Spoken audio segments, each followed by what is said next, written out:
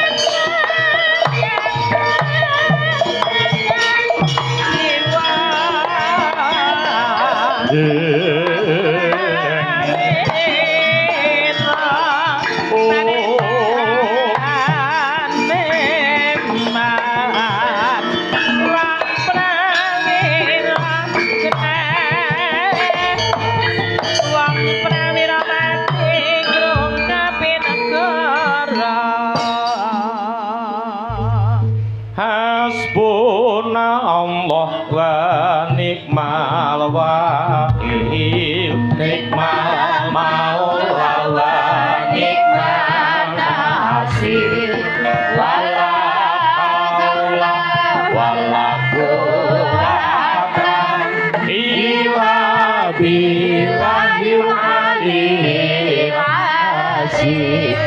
Gusti Allah sasabdaku ikat batullah marang aku, ora ana daya linangku kejaba saking Allah.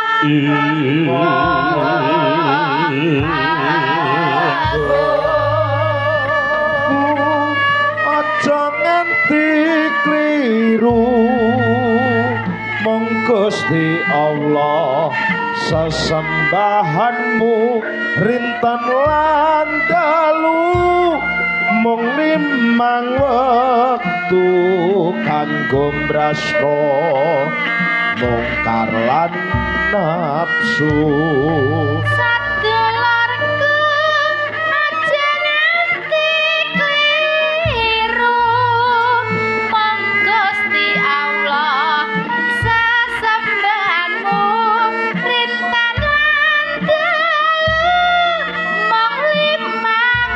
Waktu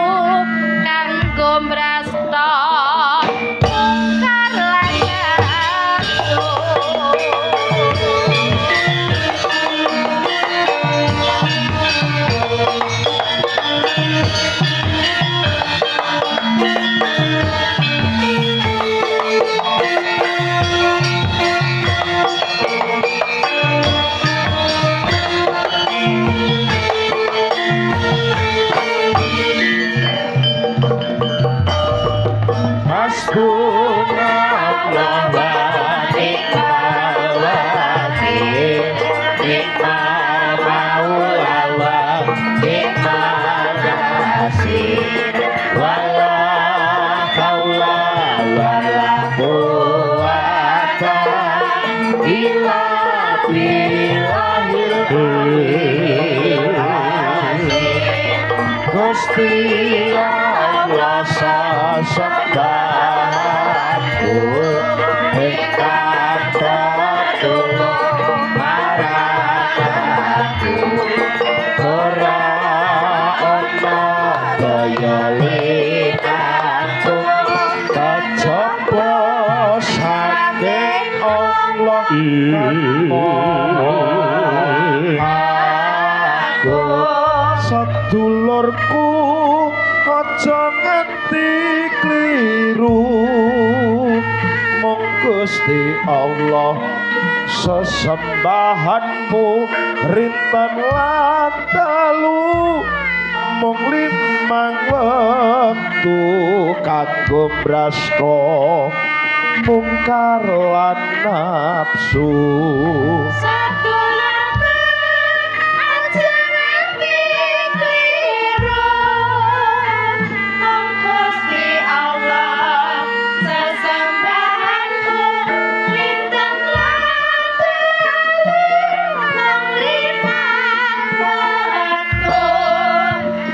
Alhamdulillah wa syukurillah wa nikmatillah la haula wala quwata illa billah. Nduk apa mak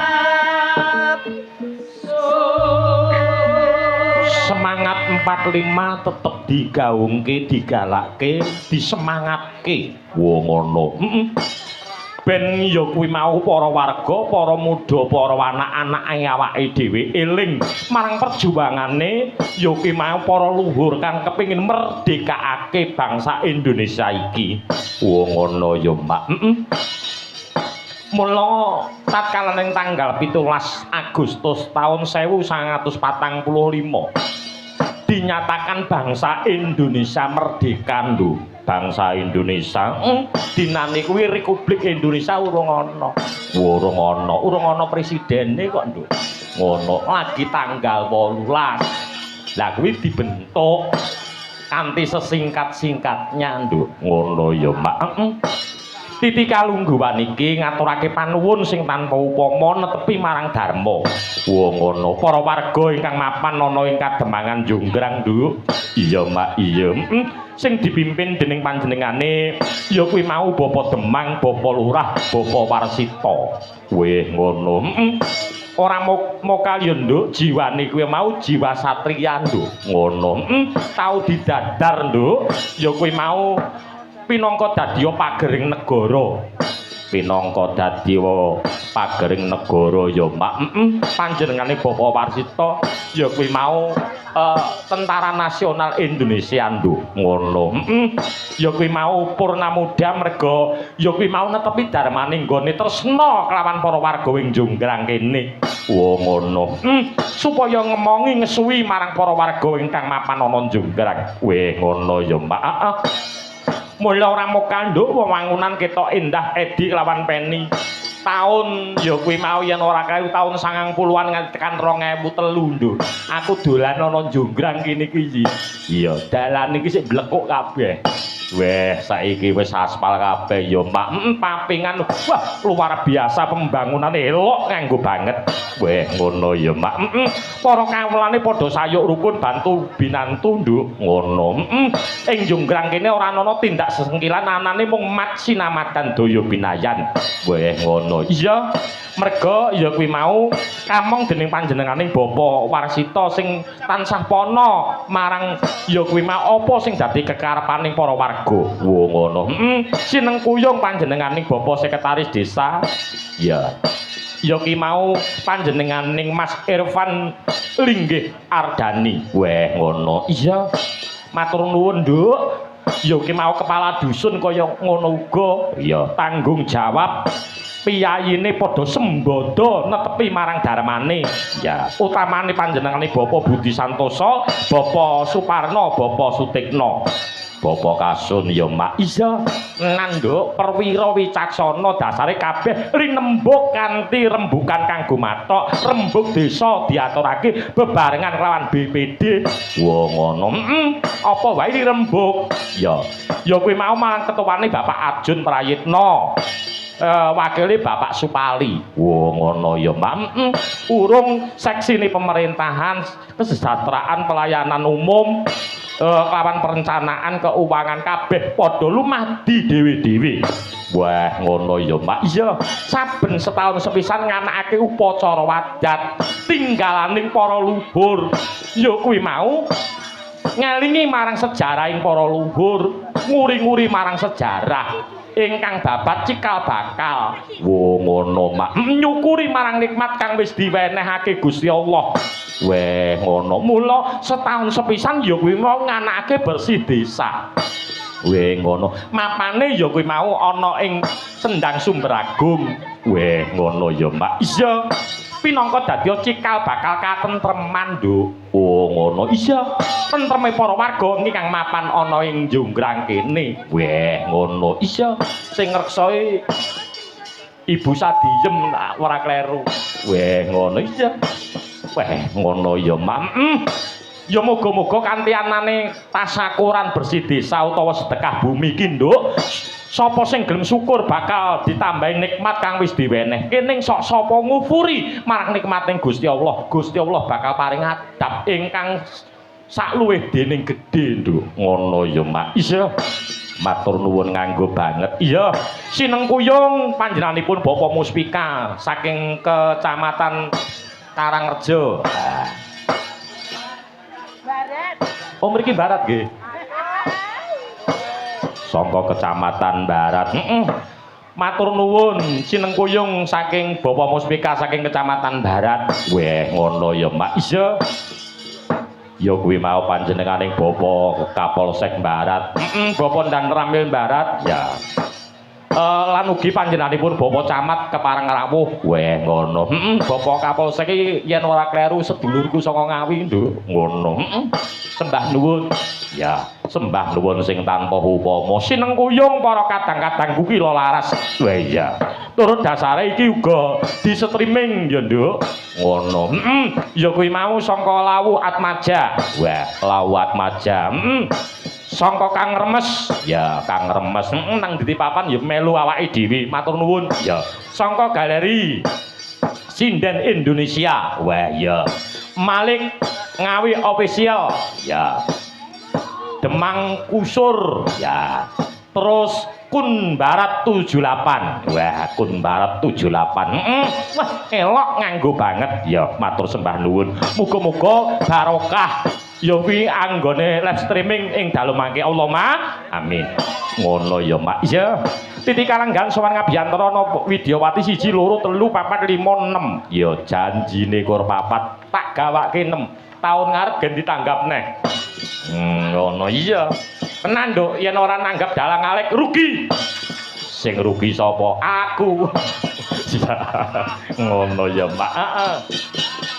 Tepung ke siji, boko siji. Ya, sing pinggir si setan iki sapa? Iki Nduk Uun Febri Andari sarjana seni. Weh, Nduk Uun Febri Andari. Sing saka Kebonsari Madiun. Weh, ngono. Terus sinambung Nduk Lia Aprilia Suhana Vieta SPD. Ya, iki sangka Karto Harjo. Sangka Tanjung Ngelak. Ya, matur sembah nuwun. Sungkemno. Nah. Piyayi sing nonton ana Hongkong kok lak ya roh. Nah. Terus sinambung Nduk Vivi Agatha SSN. Nah, sungkem Nduk saking Kedunggalar. Ah ya. Sinambung melih Nduk Nur Hayati ingkang saking Laladan Kendal. Ya. Terus Ibu Suyatni Safitri. Ya, Megester Regedek. Megester apa? Regedek. Iya. Terus sinambung ya kuwi mau ketuaning Waranggana ing Kabupaten Magetan, Nduk. Sapa, Mak? Genduk Bintari. Nah, kuwi Ibu Bintari. Ibu Bintari nak aku ya kuwi mau ngaturi piyambake genduk merga kuwi pernah adikku nduk ngono asale ya saka Laladan Kendal oh iya matur sembah nuwun sowan ngabiwantara sinengkuyung para kadang-kadang ingkang saking Tanjung Ngelang saking Jajar saking Barat maos pati komplit ya bakule putu barang ya teka sarwa ya terima kasih matur nuwun saking Mbak Romo Mas Bambang sak prikadang saking Dakduk daki apa ya ki mau paguyuban ingkang ana ing alas tangga Mas Tris TS Keparang Rawuh weh ngono dulur alas tangga Keparang Rawuh weh matur sembah nuwun komplit dina semenggo ya yo Pak Hono ya Keparang Rawuh ya matur nuwun wah pokoke komplit banget ya sowan ngabiantara mring ngarasane para punden yo nduk Vivi Agatha nduk Lia Aprilia jumeneng mayun yo sapa to yo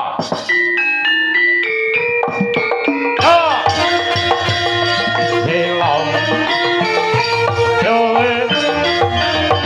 Hilong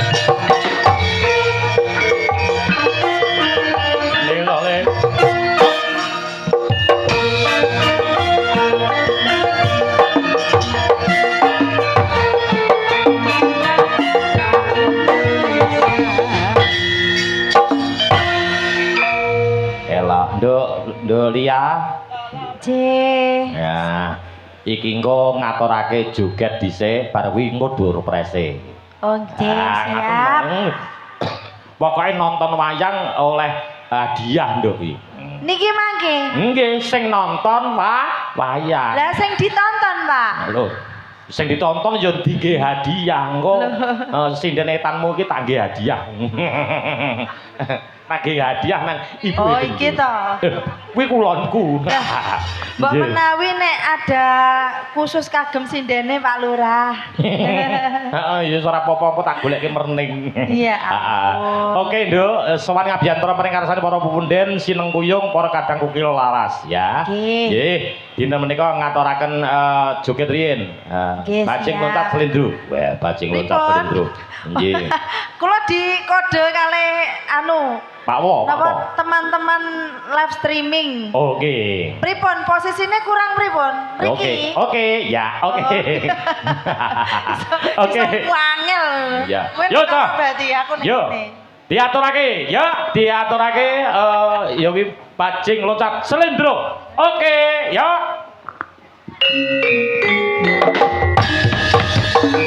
Yo. Yo, yo.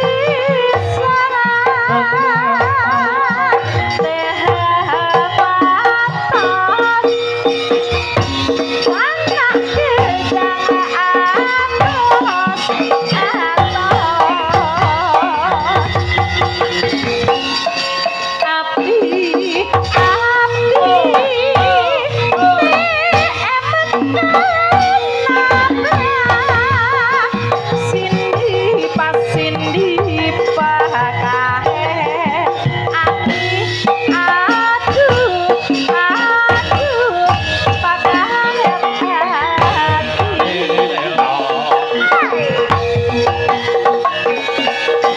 wahai wahai Terima kasih matur nuwun kadang panitia monggo. Ah iya. Elok. Nah, karo ngempos. Nggih, kadang panitia monggo. Panitian Jonggrang elok kanggo banget. Apa maneh Pak Wo, Pak Budi Santoso ngenyang dalang kaya ngenyang brambang. Ya ora masalah bolo. Tenan lah iya. Iya. Monggo. Hai. Biar tidak ada dusta di antara kita. Nggih. Oke sing mendhet sinten? Ayo.